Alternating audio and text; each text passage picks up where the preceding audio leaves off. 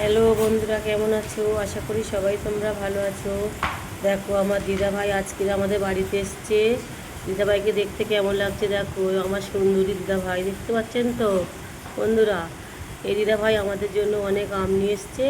আমগুলো তোমাদেরকে দেখাতে চাইছি, তোমরা দেখতে থাকো। দেখো আমগুলোকে আমি দেখাচ্ছি। এ দেখো, এইগুলো অর্ধেক ছাড়ানো হয়ে গিয়েছে এই যে কড়াইতে। আমার একটা ভাসুরের ছেলে আমগুলো কাটছে, কাটাটা তোমাদের পরে দেখাচ্ছি।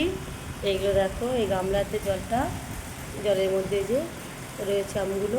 আর এদিকে দেখো কাঁচা আম এইগুলো আছে, ডাল করার জন্য এইগুলো রেখে দেওয়া হয়েছে। আর আমগুলো ছাড়ানো স্টার্ট করছে, তোমাদেরকে দেখাচ্ছি। দেখো, এই দেখো কীভাবে কাটছে, দেখো একটা এতে দেখো সুন্দরভাবে কাটছে। আমটা চলে গেল হাত থেকে। দেখো এই যে ভিতর দিয়ে এই যে এটা বার করছে, কি সুন্দর দেখো চাকু দিয়ে কাটছে। দেখো আমার তো খুব ভালো লাগছে, তোমাদের কেমন লাগবে জানি না, তবু কমেন্টস করে একটু বলো। আর কতটা দেখো খোলাগুলো দেখো কীরকম জড়ো হয়েছে, খোলাগুলো দেখো কী সুন্দর পাকার মতন হয়ে যাচ্ছে। চৈত্র বৈশাখ জ্যৈষ্ঠ মাসের মধ্যে আমগুলো পাকবে, খেতে খুব সুন্দর লাগবে। এখানে সব রকম আমগুলো আছে দেখো, নিজের গাছের আম তো পেড়ে নিয়ে এসছে আমাদের জন্য।